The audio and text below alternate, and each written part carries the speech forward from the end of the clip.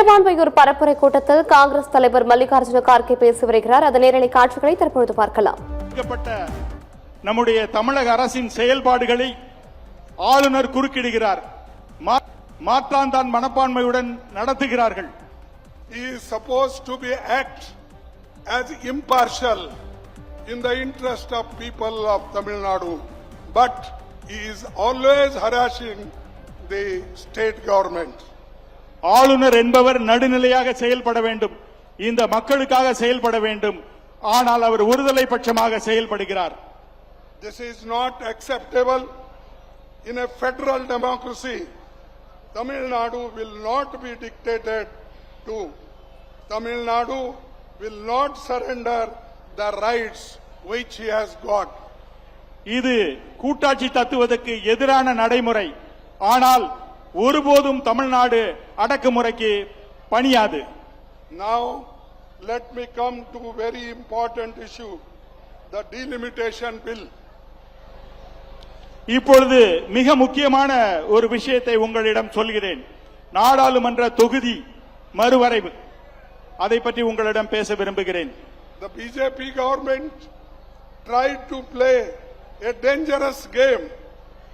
They attempted to link women's reservation with delimitation based on 2011 census.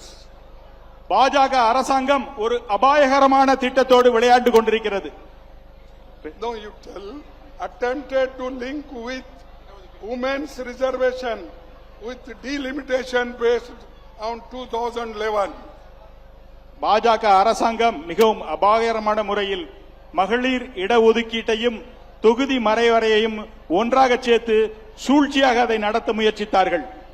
It means punishing states like Tamil Nadu and successfully controlled population growth.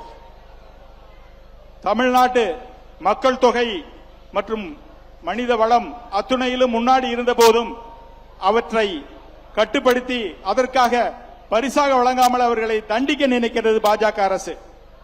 Instead of rewarding Tamil Nadu, they wanted to reduce its voice in parliament.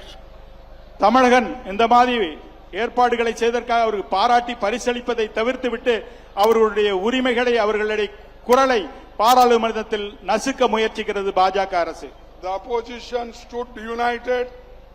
The Congress party in Delhi led from the front, and all opposition parties, DMK, SP, TMC, and all other stood shoulder to shoulder to defeat this bill.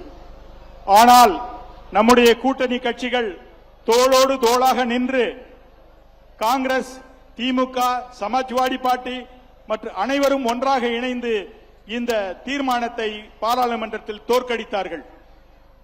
The first man and first chief minister from Tamil Nadu, he raised the voice against this bill. முதல் மனிதனாக, இந்தியாவிலேயே முதல் மனிதனாக நம்முடைய மாண்புமிகு முதல்வர் மு.க. ஸ்டாலின் அவர்கள் இதை எதிர்த்து குரல் கொடுத்தார். And he said it is anti-people, anti-Tamil Nadu, anti-South. So he tear that, not only tear, he burnt the bill and he showed the people this is anti-DMK, anti-Tamil Nadu, anti-people.